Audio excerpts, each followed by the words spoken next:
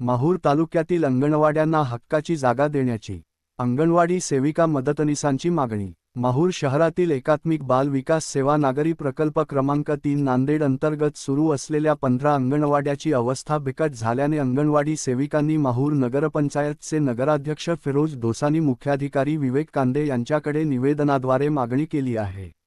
भाड्याच्या घरात सुरू असलेल्या अंगणवाड्यांना हक्काची जागा उपलब्ध करून देत सोयी सुविधा पुरवाव्यात अशी मागणीही यावेळी करण्यात आली।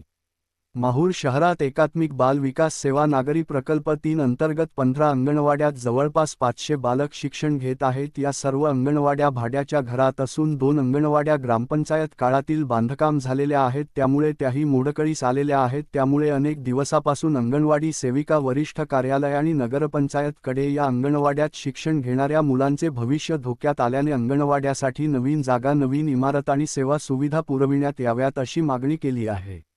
वरिष्ठ कार्यालयाने या मागणीकडे दुर्लक्ष केल्याने त्यांनी नगराध्यक्ष फिरोज दोसानी आणि मुख्याधिकारी विवेक कांदे यांची भेट घेऊन मागण्या सादर केल्या। यावेळी नगराध्यक्ष आणि मुख्याधिकाऱ्यांनी कुठल्याही परिस्थितीत 2 महिन्याच्या आत जुन्या अंगणवाड्यांची दुरुस्ती आणि नवीन अंगणवाड्यासाठी शासन दरबारी पाठपुरावा करून प्रकरण निकाली काढू असे आश्वासन दिले। यावेळी अंगणवाडी सेविका संघटनेच्या अध्यक्ष सत्वशीला पंडित, वंदना जाधव, सुनीता भगत, मीना मनव, सुनीता पवार, रेणुका पत्की, अंजली खडसे, सीमा पदमावार, शीतल सौंदलकर, नबुबाई वानखेडे, चित्रा देशपांडे, सलमा शेख, युसुफ, शारदा दुद्दलवार, कांता स्वामी, सुलोचना कमठेवाड यांचे सहकार्यालय अधीक्षक संदीप गझलवाड, लेखापाल विशाल मरेवाड, अभियंता रोहित डुकरे, विशाल ढोरे, स्वाती गोवाडे, धनंजय कळसकर, मजहर शेख, विजय शिंदे यांचे सर्व कर्मचारी उपस्थित होते।